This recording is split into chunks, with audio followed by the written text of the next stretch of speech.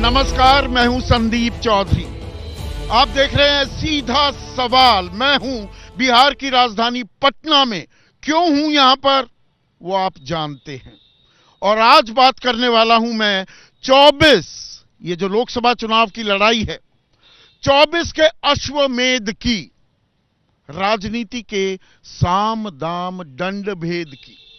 और साम दाम दंड भेद, ये सुना तो आपने बहुत होगा, पर इसके मायने कभी खंगालने की कोशिश की।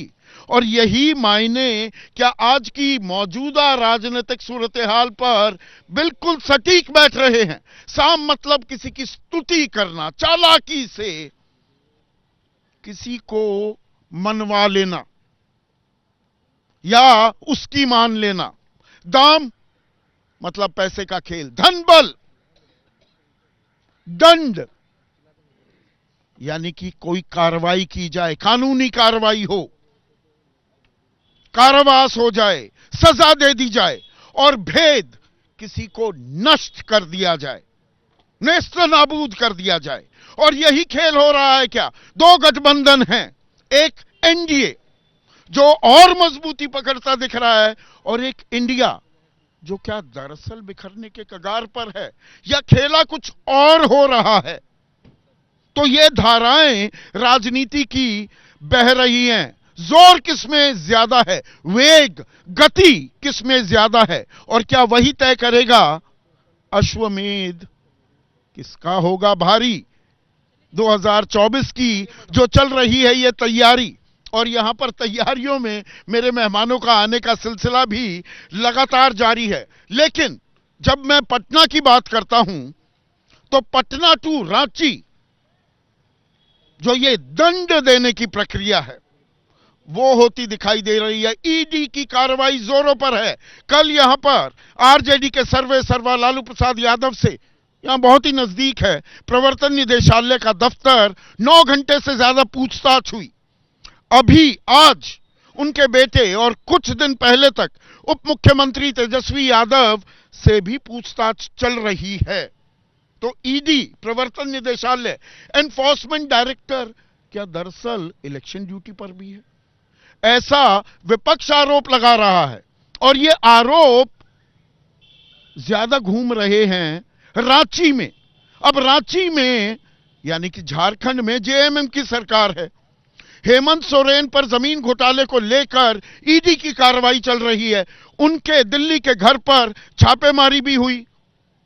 लापता होने के आरोप लगाने लगी बीजेपी कि मुख्यमंत्री लापता हो गए हैं। 36 लाख रुपए मिल गए जी उनके। यहां पर 2 गाड़ियां भी जब्त की गई हैं, बीएमडब्ल्यू गाड़ियां, और 11,000 रुपए का इनाम, उसकी घोषणा भी कर दी बाबूलाल मरांडी ने। आज दोपहर अवतरित हो गए हेमंत सोरेन। उन्होंने कहा 31 जनवरी को मेरी पूछताछ होनी थी, अब मैं कहां जाऊं कहां ना जाऊं मेरी मर्जी। पर वो एक सूबे के मुख्यमंत्री हैं। जब इस तरह की कयास बाजार में गर्माहट पैदा करने लगे, एक ट्वीट से सारी बात खत्म हो सकती थी। तो सिक्के के दोनों पहलू हैं। पर यहां पर विपक्ष ये कह रहा है, मनोज झा ने यह बयान दिया है, आरजेडी के राज्यसभा सांसद हैं, कि एक तरफ हम चुनावी लड़ाई लड़ रहे हैं और दूसरी तरफ एजेंसियों से भी संघर्ष करना पड़ेगा। तो ये दंड की कार्रवाई भी और भेद भी इसमें जुड़ जाता है कि नेस्त नाबूद कर दिया जाए। उसकी एक वानगी हमें चंडीगढ़ में भी देखने को मिली। आज जहां पर मेयर के चुनाव थे और कुल मिलाकर 36 वोट हैं, 16 पड़े बीजेपी को उसके पक्ष में, और कांग्रेस और आम आदमी पार्टी साथ आए थे। लेकिन, और उनकी संख्या वोटों की 20 है, 8 वोट इनवैलिड करार हो गए, अवैध। तो मेयर बन गया बीजेपी का। अरविंद केजरीवाल आए और उन्होंने कहा कि कई जगह 2-2 टिक लगाते दिखे हैं प्रिजाइडिंग ऑफिसर, और इस तरह से गड़बड़ झाला घोटाला किया जाएगा चुनाव में। तो 2024 में क्या होगा, आपको कल का बयान भी ध्यान होगा मल्लिकार्जुन खड़गे का, कि आखिरी बार वोट डालने का मौका मिल रहा है, वरना इस देश में चुनाव बेईमानी होने वाले हैं। प्रधानमंत्री नरेंद्र मोदी की तुलना व्लादिमीर पुतिन, जो रूस के राष्ट्रपति हैं, उनसे भी कर डाली थी। पर यह खिसियानी बिल्ली खंबा नोचे वाला खेल भी है क्या? नीतीश को ले गई बीजेपी, ले उड़ी, नीतीश की सरकार बन गई, ईडी का दरबार लग रहा है, वो अलग बात है। पर जो इंडिया के रचयिता थे अब वो एनडीए में शामिल हो गए, नरेंद्र मोदी को हटाने वाले उनको मजबूत करने में लग गए हैं। ये राजनीति का यथार्थ है, ये साम है। स्तुति अब की जा रही है। साथ ही साथ अखिलेश यादव साइकिल पर चल रहे हैं। अभी तक आरएलडी का नलका ही उनके साथ दिख रहा था, 7 सीटें आरएलडी को दी। आज अखिलेश यादव ने 16 उम्मीदवारों की सूची का ऐलान कर दिया, और जो ऐलान आया, जो लेटर हेड था, उस पर ऊपर पीडीए का जिक्र था, इंडिया का कोई जिक्र नहीं। अब नाराजगी वहां पर बरकरार है क्या? अभी बड़े बड़े कांटे इंडिया बाहर नहीं कर पाया है क्या? राहुल गांधी अपनी दुनिया में मग्न है। दूसरा दिन है बिहार में भारत जोड़ो न्याय यात्रा का, पूर्णिया में थे, कह रहे हैं नीतीश दबाव में आ गए। तो दबाव दूर करने में आप मदद क्यों नहीं कर पाए? यह भी अपने आप में एक सवाल है। एकजुट हो जाते तो दबाव कम बनता, अलग अलग जाकर लड़ोगे तो दबाव तो बढ़ता दिखेगा। एक हल्की फुल्की खुशखबरी इंडिया गठबंधन को मिलती दिखाई दी है महाराष्ट्र में, जहां पर वंचित बहुजन अघाड़ी, प्रकाश आंबेडकर की जो पार्टी है, अब वो महाविकास अघाड़ी का हिस्सा बन गई है। लेकिन ये छोटी सी खुशखबरी क्या इंडिया की नैया पार लगा पाएगी? ऐसे में आज का सीधा सवाल, 24 का अश्वमेध, राजनीति का साम दाम दंड भेद और एनडीए की बड़ी तैयारी, इंडिया में भागम भाग और मारामारी। चर्चा में मेरे साथ जेडीयू के युवा चेहरा हैं, उनके राष्ट्रीय प्रवक्ता हैं, और अब ये एनडीए का हिस्सा है। मोदी को हटाने चले थे, इंडिया बनाया था, अब मोदी को मजबूत करने में चले हैं। अभिषेक झा मेरे साथ, सुनील सिंह हैं, डॉक्टर सुनील सिंह, राजनीतिक विश्लेषक की भूमिका में, लेकिन ये बीजेपी का भी हिस्सा रह चुके हैं, जेडीयू का भी, तो ये एनडीए परिवार का हिस्सा रह चुके हैं। अब इधर इंडिया की बात करें, धुरी उसकी जो है कांग्रेस, उनके प्रवक्ता असित नाथ तिवारी मेरे साथ हैं। हम साथ साथ हैं एनडीए की तरफ से कहने वाले विजय यादव, प्रवक्ता हैं हम पार्टी के। एज्जा यादव, महिला प्रतिनिधित्व भी होना चाहिए, और पैनल में ये आई हैं तो पैनल थोड़ा मुकम्मल दिखाई देता है। आरजेडी की राष्ट्रीय प्रवक्ता हैं, और जाने माने राजनीतिक विश्लेषक प्रोफेसर संजय कुमार भी इस चर्चा में जुड़ चुके हैं। तो राजनीति के साम दाम दंड भेद का खेल शुरू हो गया है, और दंड और भेद से शुरू करें। पटना टू रांची ईडी का दरबार लगा हुआ है, खास नीतीश सरकार बनने के बाद। मैंने पहले भी कहा है संदीप जी, इत्तेफाक है।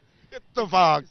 कई लोग इसे मुहूर्त बता रहे हैं, कई लोग इसे संयोग बता रहे हैं, कई लोग इसे प्रयोग भी बता रहे हैं। प्रयोग, मैं हूं उनमें से, कि संयोग ही नहीं प्रयोग भी है क्या?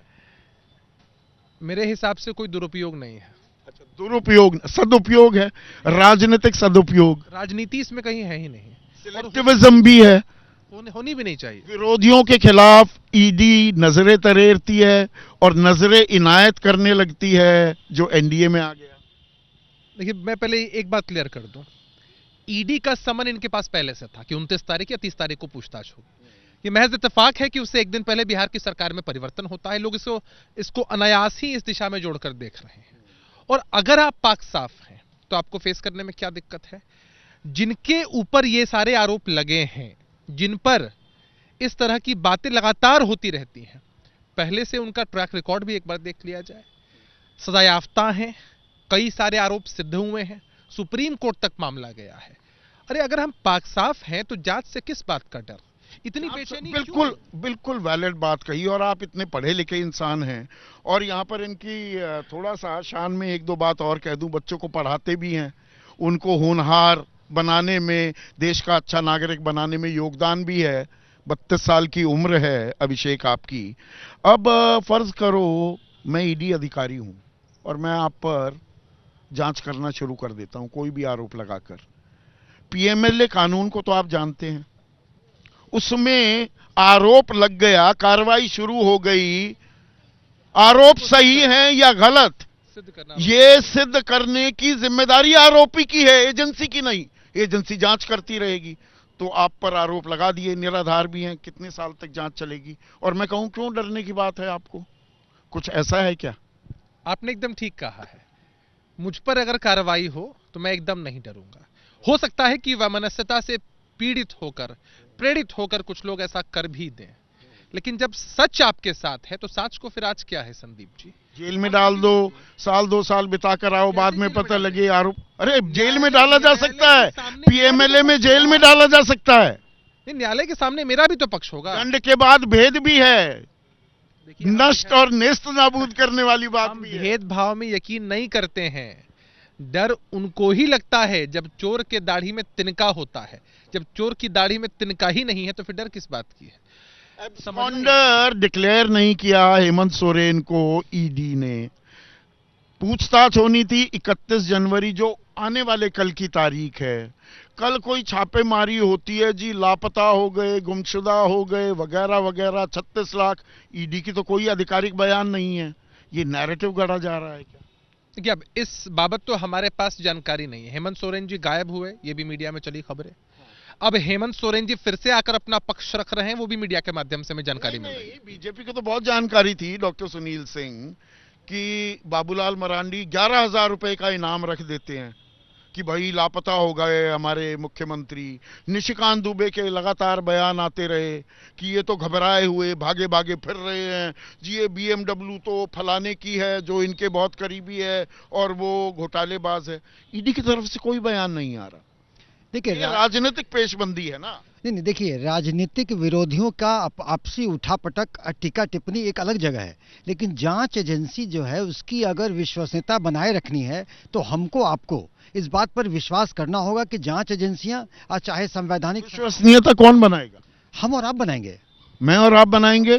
तो अगर मेरे सामने आंकड़ा आता है कि 5,906 ईसीआईआर कटी 2014 से 2024 तक, और उसमें जो राजनेता हैं जिनके खिलाफ कार्रवाई हुई 95% विपक्षी दल के खिलाफ हो रही है, और कन्विक्शन रेट 0.4% है, 4-6% टू बी मोर प्रिसाइज, तो विश्वसनीयता बनती है या उस पर सवाल खड़े होते? तो आपके कहने का मतलब है कि विश्वसनीयता करने के लिए इसमें भी तराजू तौल के पक्ष विपक्ष के बराबर के लोग हों तो उचित नहीं है। जो करेगा वो भरेगा, और जांच से किसी को घबराने की जरूरत नहीं है। हेमंता बिस्वा, शर्मा, मुकुल रॉय, शुवेंदु अधिकारी, नारायण राणे, छगन भुजबल, हसन मुशरीफ, सुनील तटकरे, प्रफुल्ल पटेल, अजित पवार, ईश्वरप्पा, बीएस येदियुरप्पा, इनका क्या इन लोगों का जांच खत्म हो गया? क्या क्लीन चिट? जांच कहाँ है? जांच क्लीन चिट हो गया? कहाँ है? वहां कोई छापे, समन, पूछताछ, 9 घंटे की जगह 9 मिनट की भी पूछताछ। देखिए, ईडी का मैं फिर से कहता हूं, जांच एजेंसी जैसे ईडी हो और सीबीआई हो, पूरा विश्वास के साथ उसको कोऑपरेट करना चाहिए। और आपने कुछ नहीं किया है तो हिंदुस्तान की लोकतंत्र और न्यायिक प्रक्रिया इतनी सुदृढ़ है कि कोई भी निर्दोष नहीं फंस सकता है। विपक्ष कह रहा है कि दबाव बनाया जा रहा है विरोधी दलों पर, और राहुल गांधी का बयान आया आज पूर्णिया से कि दबाव में आ गए नीतीश कुमार, और वही नीतीश कुमार जो कहते थे एकजुट रहिए, ये करेंगे, ये ईडी सीबीआई वाला खेल होगा, साथ रहोगे तो डटकर लड़ पाओगे। अब खुद नीतीश कुमार पहुंच गए एनडीए में। देखिए, वो तो इंडी गठबंधन के लोगों की अपनी छटपटाहट है कि इंडी गठबंधन के सूत्रधार, मालाकार नायक उनको छोड़कर चले गए, उनकी अपनी परस्पर विरोधाभासी दबाव है ये। देखिए, दबाव किस बात का दबाव? कोई फाइल खुल रही है? ये फाइल अगर इतनी ही जानकारी है किन्हीं को तो पब्लिक डोमेन में इस बात को रखें। पब्लिक डोमेन में कौन रखेगा? कोई भी जिनको जानकारी है वो पब्लिक डोमेन में रखे। तो इतने बड़े राजनेता होकर ये गैर जिम्मेदाराना बयान कि किसी व्यक्ति को कहना कि वो दबाव में आ गया, अरे भाई दबाव में आ गया कि तो कौन सी दबाव थी, कैसा दबाव था, सारा खुलासा करें। अन्यथा आपके ऐसे बड़े नेता को इस तरह से फुहड़ सा बयान देने से उनकी विश्वसनीयता पर प्रश्नवाचक चिन्ह खड़ा होता है। तो तो ये जो सारे बयान अजित पवार, चक्की पीसिंग एंड पीसिंग, देवेंद्र फडणवीस कह रहे थे, हिमंता बिस्वा शर्मा की बात हो रही थी, सांगमा की बात हो रही थी, अभी चुनाव हुए पिछले साल मेघालय में, ये तो भ्रष्ट सरकार है और फिर बीजेपी साथ जाकर बैठ गई सरकार में। देखिए वो बयानबाजी कर रहे थे, उनको प्रूफ देने, सबूत देने की कोई जरूरत नहीं। मैं सारे लोगों के लिए बोलता हूं कि राजनीतिक विरोधियों का आपस का प्रतिस्पर्धाओं का टीका टिप्पणी करने पर मेरा कोई टीका टिप्पणी नहीं है। जब विरोधी होते हैं तो बयान देते हैं। मेरा केवल यही कहना है कि जितनी भी जांच एजेंसियां हैं या संवैधानिक संस्था है, उसकी लोकतंत्र में जड़ें बहुत मजबूत है। उनकी विश्वसनीयता बनाए रखना हमारा, आपका, सबका कर्तव्य है। और एजेंसी का नहीं है? एजेंसी का भी कर्तव्य है। डायरेक्टर को कितने एक्सटेंशन मिले सुप्रीम कोर्ट की फटकार के बावजूद? नहीं, देखिए एक्सटेंशन मिला, सरकार का भी कुछ फर्ज है। देखिए कानून की, आज चिकित्सक लोग रिटायर करने के बाद एक्सटेंशन मिलता है, तो क्यों मिलता है? क्योंकि वो एक्सपीरियंस्ड हैं, प्रोफेसर नहीं है। एक ही आदमी है पूरे देश में। नहीं, ऐसा नहीं है। अगर किसी को दिया गया तो उसमें आप महज संजोग के फलना व्यक्ति अगर मुस्कुरा रहा है, योग शब्द कई बार आ गया, इत्तेफाक भी आ गया, पर भ्रष्टाचार के खिलाफ कार्रवाई हो रही है। आप पाक साफ हैं तो घबराहट किस बात की है? अजय, कौन घबरा रहा है? कल बीमार लालू प्रसाद यादव जी, जिनका इतना मेजर ऑपरेशंस हुआ है, वो डट करके 9 घंटे बैठे रहे, जो खुद न चल पाते हैं, व्हीलचेयर से उनको निकाला गया। तेजस्वी जी युवा नेता, जब वो माइनर थे उस समय का ये सब केसेस है, वो डट के भिड़े हुए हैं, तो डर कौन रहा है? हम लोग साफ हैं और हो करके निकलेंगे। हेमंत सोरेन तो भागे भागे फिर रहे हैं। किसने कह दिया हेमंत सोरेन भागे फिर रहे हैं? लापता का इनाम देने से लेकर, क्या वैसे व्यक्ति कोई बोल रहे हैं जिनकी क्रेडिबिलिटी पे विश्वास किया जाए? सबसे पहले सवाल यहाँ पे उठता है। और दूसरी बात मैं बता दूं, ईडी के पास कितने सारे केसेस हैं। जिस तरह से मीडिया में प्रचार किया जा रहा है, लग रहा है सिर्फ एक लालू यादव का केस है उसके पास, एक तेजस्वी जी का केस है, हाल फिलहाल में हेमंत सोरेन जी का केस है, एक केजरीवाल के 1-2 मिनिस्टर्स का केस है। अगर किसी बच्चे से पूछेगा तो बोलेंगे कि ईडी के पास सिर्फ 5 केसेस है। हकीकत में हजारों में केस है। वो केसेस कहाँ है?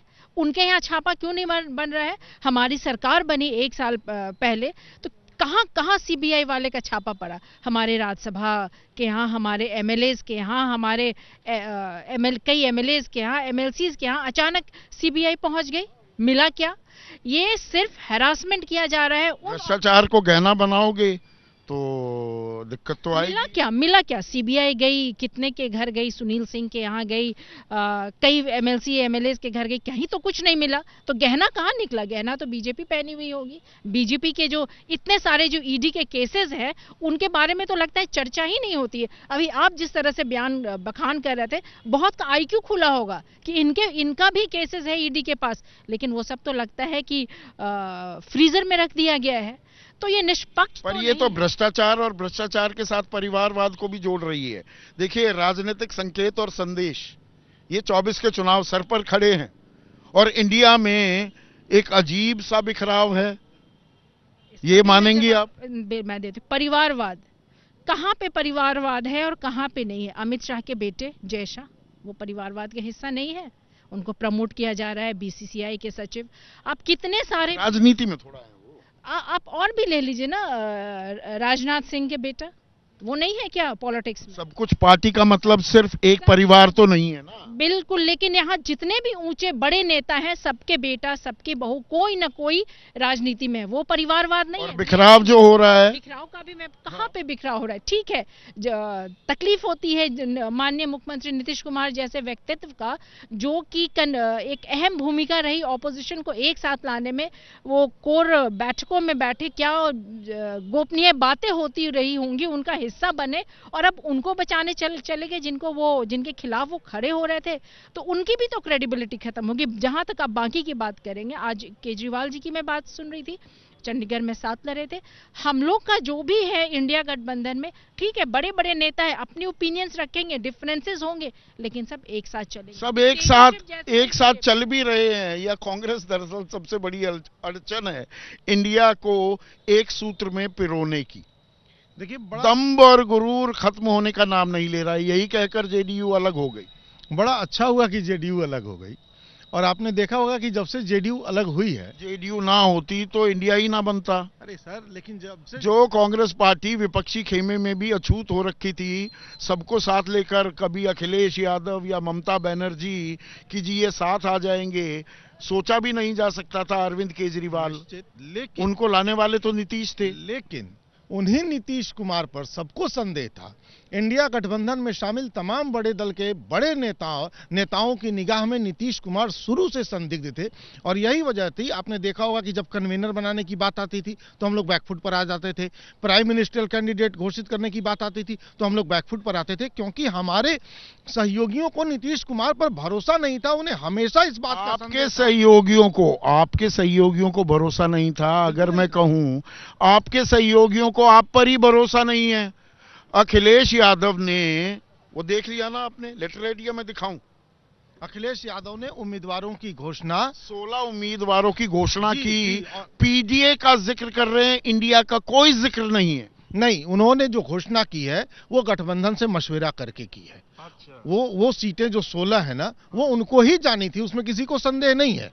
वो उनको जानी थी। हाँ, वो सपा कोटी की ही सीटें 28 सीटों की पूरी जानकारी मेरे पास है, जो आपके प्रदेश यूनिट ने भेजी थी आपकी नेशनल अलायंस काउंसिल के पास। 28 सीटें। लेकिन हम जितना भेजेंगे उतना ही पालेंगे क्या? बातचीत तो होगी ना गठबंधन में। हम भी जान रहे थे कि हम 28 सीटें भेज रहे हैं, उसमें हमें कितना मिलना है, कितने पर हमें लड़ना है। और अब देखिए, जैसे ही नीतीश कुमार बाहर हुए, अब देखिए ममता जी भी बिल्कुल हमारे साथ खड़ी हैं, केजरीवाल जी भी बिल्कुल अब साथ में खड़े। साथ में हम लोग चुनाव भी एक लड़ लिया हम लोगों ने चंडीगढ़ में। पंजाब में भी लड़ेंगे। पंजाब में लड़ेंगे। पंजाब में हाँ, पक्का लड़ेंगे। भगवंत मान कह रहे हैं तेरा की तेरा मैं लड़ूंगा। केजरीवाल जी नहीं कह रहे हैं ना, केजरीवाल जी को कहने दीजिए। तो नीतीश जी ही ये कब होगा? भागम भाग मारा मारी मची हुई है, कोई भागता फिर रहा है, कोई एनडीए में हो गया है क्या सीटों का बंटवारा? हमसे तो ये पूछा जाता है। एनडीए से क्यों नहीं पूछा जाता कि उनके यहाँ सीटों का बंटवारा क्यों नहीं हो पा रहा है? जरा चिराग जी बता दें कितनी सीटों पर लड़ेंगे, जरा ये विजय भाई बता दें कितनी। बताइए ना कितनों पर लड़ेंगे? ये सवाल हमेशा, इनकी बात में भी दम है। इंडिया से तो पूछते हैं सारे चैनल वाले, आपको कितनी मिलेंगी बता दीजिए। मैं 3 दिन से यहाँ हूँ, उस सवाल का जवाब नहीं मिल पा रहा। देखिए, एनडीए गठबंधन में सीट का कोई मामला नहीं है। अच्छा, हमारे राष्ट्रीय साम है, स्तुति कर रहे हैं आप। राष्ट्रीय संरक्षक स्पष्ट कह चुके हैं। मैं इसीलिए साम दाम दंड भेद सवाल बनाया है। ये साम दिख रहा है कि स्तुति गान आप कर रहे हैं कि ना भी मिले तो भी प्रधानमंत्री मोदी को मजबूत करना है। एकदम निश्चित हमारे राष्ट्रीय संरक्षक स्पष्ट कहे हुए हैं कि शीर्ष नेता जो भी है एनडीए के, जितने सीट हम लोग को देंगे मैं लड़ूंगा और बिहार में 40 सीट पर जिताने का काम करूंगा। साम के साथ दाम भी जोड़ दूं या बस संतोष सुमन को मंत्रालय मिल गया, बात खत्म? नहीं, ऐसी बात नहीं है। जो भी यदि सीट मुझे मिलेगी मैं लड़ूंगा, लेकिन इन लोग की तरह एनडीए गठबंधन की तरह हम लोग, हमारे यहाँ सरफोड़ नहीं है। ये लोग तो भ्रष्टाचार नहीं है। चिराग पासवान 2 दिन हो गए साथ साथ घूमते फिर रहे हैं बीजेपी नेताओं के, और या बीजेपी नेताओं ने साथ साथ फिरा रहे हैं कि कुछ बोल ना दे। नहीं, ऐसी बात नहीं है। वो नेता हैं, राष्ट्रीय नेता हैं, घूम रहे हैं, लेकिन इन लोग में एनडीए गठबंधन में जिस प्रकार सरफोड़ है, आज ये जो कह रहे हैं कि नीतीश कुमार चले गए अच्छा हुआ। देखिए, नीतीश कुमार जी जो चले गए वो अच्छी बात है। जस करनी तस भोग ही दाता, नरक जाएगे पहले पछताता। आप अपने अध्यक्ष की बात कह समझे? अब इन लोग की बुद्धि विवेक खुला है। जब ये लोग आपस में लड़ रहे हैं, ममता बनर्जी अलग कह रहे हैं कि हम लड़ेंगे, केजरीवाल साहब अलग कह रहे हैं, अब इन लोग की बुद्धि करा कि हम लोग एनडीए गठबंधन एक है। साम दाम के मैंने सवाल पूछे, दंड और भेद के भी थोड़े पूछ लूं। ये मेयर चुनाव होता है, 18 तारीख थी अगर मेरी याददाश्त ठीक है, 18 जनवरी को चुनाव होने थे, तो प्रिजाइडिंग ऑफिसर की तबीयत खराब हो जाती है। अरविंद केजरीवाल का आरोप है वो पदाधिकारी हैं बीजेपी के। आज वोटिंग होती है, 36 वोट हैं, 20 वोट बनते हैं, आम के 13 और आप के 13 और 7 कांग्रेस के 20 में से 8 इनवैलिड, अवैध हो जाते हैं। वो कह रहे हैं कैमरे पर दिख रहे हैं। प्रिजाइडिंग ऑफिसर एक जहां टिक मार रखा उसकी जगह एक और टिक मार दिया कि डबल टिक में इनवैलिड हो जाएगी। कि यही काम करेंगे 2024 में भी? देखिए, जब ये लोग हार जाते हैं ना तो इसी प्रकार कहते हैं। आज इन लोग को रिटर्निंग ऑफिसर ने, प्रिजाइडिंग ऑफिसर ने एजेंट्स को अंदर बुलाने से भी मना कर दिया। जब ये लोग हारने के बाद इसी प्रकार अभी देश में देख रहे हैं कि जो ईडी का दौर चल रहा है, ये लोग कह रहे हैं किसी विपक्षियों के हाथ तंग कर। अरे विपक्षी लोग जब इस देश से, इस राज्य से बेबुनियाद है ये आरोप, घोटाला करेंगे, नहीं बेबुनियाद कैसे है? नहीं, जो कांग्रेस और आम आदमी पार्टी बिल्कुल बेबुनियाद आरोप लगा। सियानी बिल्ली खंबा नोचे, हार गए, इनवैलिड हो गए तो हो गए। वो कह रहे हैं ऐसा कब होता है 8 ऐसे वोट इनवैलिड हो जाए। 36 वोट में 8 इनवैलिड। जरा परसेंटेज देखिए तो, इतने बड़े पैमाने पर वोट इनवैलिड होने लगे तो इसका मतलब यह देश लोकतंत्र के काबिल अभी हुआ नहीं है सर। क्या आप ये मान रहे हैं? क्या ये संदिग्ध मामला नहीं है कि 36 में 8 इनवैलिड? क्या ये देश इतना अनपढ़ और गंवार आज तक बचा है जिसमें 36 में 8 इनवैलिड वोट हो जाए? और वो भी सिर्फ एक गठबंधन के, कांग्रेस पार्टी और आम का जो गठबंधन है आपका, बाकी के 16 के 16 ठीक, 15 बीजेपी, 1 शिरोमणि। जो भी इनवैलिड हुए वो हमारे हो गए और जितने वैलिड हैं वो इनके हो गए। ये आपको संदिग्ध नहीं लगता क्या? बोलिए ना। देखिए, ये कह रहे हैं कि देश में लोकतंत्र नहीं था। सचमुच में अभी तक लोकतंत्र नहीं था। जब से माननीय प्रधानमंत्री अटल बिहारी वाजपेयी की सरकार बनी है और नरेंद्र मोदी, उस वक्त से लोकतंत्र की बहाली हुई है। 2004 से 14 के बीच में नहीं, एकदम बिल्कुल नहीं था। ये लोग कांग्रेस वाला क्या बात करेंगे, चाहे जवाहरलाल नेहरू हो, चाहे इंदिरा गांधी हो, चाहे राजीव गांधी हो, चाहे प्रणब मुखर्जी हो, ये सब हम गुलाम थे, हम गुलाम थे। ये लोग अनुकंपा पर लोकतंत्र की हत्या करके प्रधानमंत्री देश के बने थे। 140 करोड़ जनता को ठगने का काम किए थे। जीतन राम मांझी मुख्यमंत्री कब बने थे? 2015, 2014, 14, 2013 में क्या हुआ था आपके गठबंधन का? किसके साथ थे, किससे अलग हटे थे, किसको तानाशाह बताया था? आप लोकतंत्र की बात कर रहे हैं। बीजेपी से हटे थे, फिर जीतन राम मांझी उस सरकार के मुख्यमंत्री बने थे, या याददाश्त कमजोर पड़ गई विजय बाबू? नहीं, देखिए, बीजेपी के साथ नहीं, हम लोग नीतीश कुमार जी के साथ थे, जिन्होंने बीजेपी का साथ छोड़ दिया था 2013 में। जी, तानाशाह बताते हुए। हाँ, बताते हुए छोड़े थे, लेकिन उस वक्त जो माननीय जीतन राम मांझी ने इस राज्य को जिस ढंग से चलाने का काम किया, वो अलग हो गई। मैं लोकतंत्र को कौन मजबूत कर रहा है। और देखिए, चुनाव सबसे बड़ा मेला होते हैं प्रोफेसर संजय कुमार जी, और मेले में भाई विजेता भी होता है, साम दाम दंड भेद का इस्तेमाल भी हो रहा है। तो अगर मैं एनडीए और इंडिया की बात करूं, मेरा सवाल ये था, दूसरा सवाल, कि एनडीए की बड़ी तैयारी और इंडिया में भागम भाग मारा मारी, क्या ये जायज सवाल है? बिल्कुल जायज सवाल है, लेकिन सत्ता जिसके पास होती है वो साम का भी प्रयोग करते हैं, दाम का भी प्रयोग करते हैं, दंड का भी प्रयोग करते हैं और भेद का भी प्रयोग करते हैं, और हर कालखंड में ऐसा होते रहा है। लेकिन मैं 2 कालखंडों का उदाहरण देना चाहता हूं। एक, जिस कालखंड में दशरथ और राम थे, लेकिन राम के उस अश्वमेध के घोड़े को चुनौती किसने दिया? लव और कुश ने। और वो लव कुश कौन था? युवा पीढ़ी का प्रतीक था, वो जन चेतना का प्रतीक था। और महाभारत काल में अर्जुन के अश्वमेध के घोड़े को किसने चुनौती दी? मणिपुर में बब्रू वाहन ने, जो बब्रू वाहन वहां का नरेश था, जो अर्जुन का बेटा भी था, चुनौती दिया। तो जब कभी सत्ता साम दाम दंड भेद के महाने जब निरंकुश होने लगती है, आताताई होने लगती है और अनावश्यक तरीके से अपने अधिकार का दुरुपयोग करने लगती है, तो लवकुश जैसे लोग आते हैं जो युवा पीढ़ी का प्रतीक है, बब्रू वाहन जैसे लोग आते हैं, इनको मैं संख्या में नहीं मानता हूं। राम के पास तो राजनीति में लवकुश और बब्रू वाहन जैसे लोग बचे हैं, बिल्कुल बचे हैं। वो जो युवा पीढ़ी है जिसकी ऊर्जा को हम लोग मेजर नहीं कर रहे हैं, जो चतुरंगिनी सेना को चुनौती दे सकता है, जंगल में रहने वाला वो 2 नौजवान कबीला का रहने वाला लड़का, आप क्या मानते हैं कि क्या ऊर्जा इतनी खत्म हो गई है कि सब कुछ निरंकुश हो जाएगा? ईडी की कार्रवाई भ्रष्टाचार के खिलाफ कार्रवाई मान रहे हैं, या ये औजार की तरह इस्तेमाल हो रहा है? मैं मानता हूं कि इसमें दोनों चीजें मिलती हैं। अगर आपने इकोनॉमिक ऑफेंस किया है तो कार्रवाई तो होगी, वो एजेंसी तो आपके पास जाएगी। अगर आप निर्दोष हैं आप निकल जाएंगे। और मैं मानता हूं, बिहार की परिघटना से कोरिलेट करके मैं बताता हूं कि लालू प्रसाद जी और तेजस्वी जी फेस किए, ये कहां भागे? तो अगर आरोपों में दम है, सीधा इनको जेल में डालिए।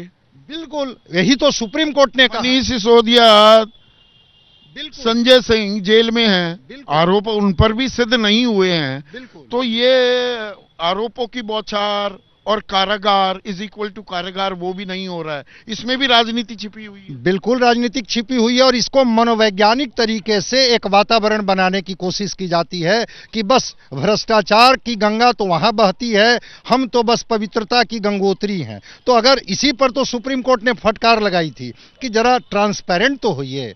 जब तक ट्रांसपेरेंट, जो 28 तथाकथित दल थे, चलिए उनमें से जेडीयू हट गया, पर अब वंचित बहुजन अघाड़ी भी आ गई तो 28 के 28 रह गए। ये 28 के 28 एकजुट होकर इसके खिलाफ बुलंद क्यों नहीं करते आवाजें अलग अलग आ रही हैं। ये कहानी है क्या दरअसल इंडिया गठबंधन की आज की तारीख में? हाँ बिल्कुल, ये जो आवाजें अगर एक हो जाती तो जनता को एक भरोसा होता विपक्ष पर कि ये चुनौती दे सकते हैं। लेकिन जब तक आपके सुर बदले हुए रहेंगे, राग बदले हुए रहेंगे, संगीत की कल्पना कहां से हम लोग करेंगे? अजय, यही क्या अहम सवाल है। पूर्णिया में है राहुल गांधी, भारत जोड़ो न्याय यात्रा, न्याय की बात वो कर रहे हैं। पूर्णिया से अब तो क्या दूरी रह गई पटना की, और वैसे भी पैदल थोड़ा चल रहे हैं, बस में हैं। तो सब लोग साथ क्यों नहीं दिखते इंडिया के, जबकि एनडीए गठबंधन में कोई डिसेंटिंग वॉइसेस सुनाई ही नहीं देती। इंडिया में सब साथ हैं। कहां है साथ? एक पूर्णिया में, एक पटना में, एक भागा भागा फिर रहा है, कहीं रांची में दिखता है। बता रही हूँ, हमारा जो इंडिया अलायंस बना है ये डेमोक्रेटिक वे में, इसमें लोग बोलते हैं। लेकिन एनडीए में क्या है, सिर्फ बीजेपी बोलती है। चिराग पासवान क्या खुश हैं? पशुपति पारस जी क्या खुश हैं? अभी मांझी जी का क्या? मैं आपकी पूछ रहा हूँ ना एजिया। देखिए बचपन में स्कूलों में, सुनिए ना, लोग को मालूम है, सुनिए ना, अरे अभी माइक मेरे पास है, सुनिए ना। बचपन में स्कूल में सबको पढ़ाया जाता है कि वो यूनिटी स्ट्रेंथ की, अलग अलग लकड़ी के टुकड़े होंगे तो टूट जाएंगे, उनका एक गट्ठड़ बना दोगे तो कोई तोड़ नहीं पाएगा। आप अभी भी बिखरे हुए हैं क्या इंडिया के? जब हम स्वतंत्रता की लड़ाई लड़ रहे थे तो आपको क्या लगता है मॉडरेट्स एंड एक्सट्रीमिस्ट जितने थे, सबका विचारधारा एक था, सबका मिशन एक था, लेकिन सबके तरीके अलग अलग थे। उसी तरह अभी जितने भी इंडिया, साथ में कब आओगे? हम लोग आएंगे। क्यों मॉडरेट्स एंड एक्सट्रीमिस्ट साथ में आकर के हमें स्वतंत्रता नहीं मिली? हम लोग साथ में हैं, हम लोग का तरीका अलग हो सकता है लेकिन हमारा मिशन कॉमन है और हम लोग साथ में हैं और हम लोग जीत के 24। तो यहाँ पर अभिषेक, दरअसल क्या एनडीए को और एनडीए की जो अभी फिलहाल मजबूती दिख रही है उसमें एक बड़ा पुट ये है, और इस बात का शायद दर्द भी था कि आपने छोड़ा, इंडिया को साथ नहीं आ रहे हैं, या ऐसा दबाव बनाया है, चुन चुन कर पकड़े जा रहे हैं लोग और उन पर दबाव बनाया जा रहा है। तो साथ कैसे आएंगे? हम पर क्या दबाव बनाएंगे? नीतीश जी पर कोई क्या दबाव बनाएगा? राजनीतिक जीवन में सुचिता सोरेन पर दबाव बनाया जा रहा है, तो जिन पर दबाव बनाया जा सकता है उन्हीं पर दबाव बनाया। चंडीगढ़ में जो हो रहा है वो भी दबाव का एक हिस्सा है। भाई दबाव किन की तरफ से मिल रहा है? अगर जांच एजेंसियां आप पर दबिश दे रही हैं, आप पर दबाव बना रही हैं, तो कुछ तथ्य रहे होंगे तभी तो। कहां हमारे नेता के पीछे 8 वोट इनवैलिड हो जाते हैं, वो भी एक गठबंधन के, दूसरे का एक भी नहीं। देखिए हर किसी को आजादी है संदीप जी अपनी बातें कहने का, और किसी को संदेह अगर हो, माय वे और द हाईवे हो रहा है राजनीति में। इनके लिए है, हमारी मानोगे तो सब कुछ ठीक होगा, नहीं तो होने ही नहीं देंगे। पहले चुनाव ही टल गया, तबीयत नासाज हो जाती है। मैं नहीं मानता हूं। इनके हिसाब से मुझे लगता है कि इनकी सोच ऐसी है, आइदर माई वे और नो वे, या तो हमारे हिसाब से बयान दीजिए, या तो हमारे हिसाब से काम हो, या फिर काम न हो। ये इनकी सोच है। खैर इनकी सोच इनको मुबारक, इनकी स्थिति कुछ ऐसी ही है संदीप जी। कोई विद्यार्थी जब पढ़ता नहीं है, उसे मालूम होता है कि वो एग्जाम में फेल होने वाला है, तो एग्जाम देने से पहले ही वो बहाने बनाने शुरू कर देता है। और मैं तो बहानेबाजी है ये। ना ये आपने अच्छा टेक ऑफ दिया है। पढ़ाई लिखाई की नहीं, एग्जाम से पहले लगे रोने। चुनाव आयोग बहानेबाजी कर रहा है। ये जो 8 वोट इनवैलिड किए गए, ये क्या हमने कर दिए? चुनाव आयोग ने किए ना। चुनाव आयोग बहाने कर रहा है हमारे लिए। और क्या ये बात मान ली जाए, यहां बैठा कोई आदमी मान लेगा कि जो इनवैलिड वोट है वो टोटल हमारे ही तरफ के हैं? इनकी तरफ का एक भी इनवैलिड नहीं हुआ। मतलब इनको वोट करने वाले सारे ऑक्सफोर्ड से आके वोट करके चले गए, और हमको वोट करने वाले सरकारी प्राइमरी स्कूल से निकल के आए थे, उन्हें पता नहीं था वोट कैसे करना है। ये तर्क कोई मानेगा क्या? ये मानने लायक तर्क है क्या?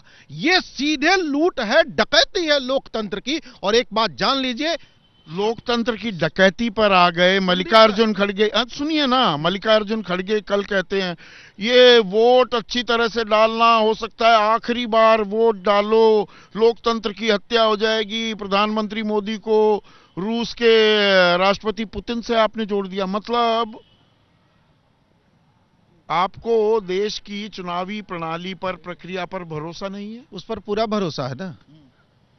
इस हिटलर के वंशजों पर भरोसा नहीं है। लेकिन एक बात कहेंगे सर, अगर ये हिटलर के नाती हैं, हम भी गांधी के पोते हैं।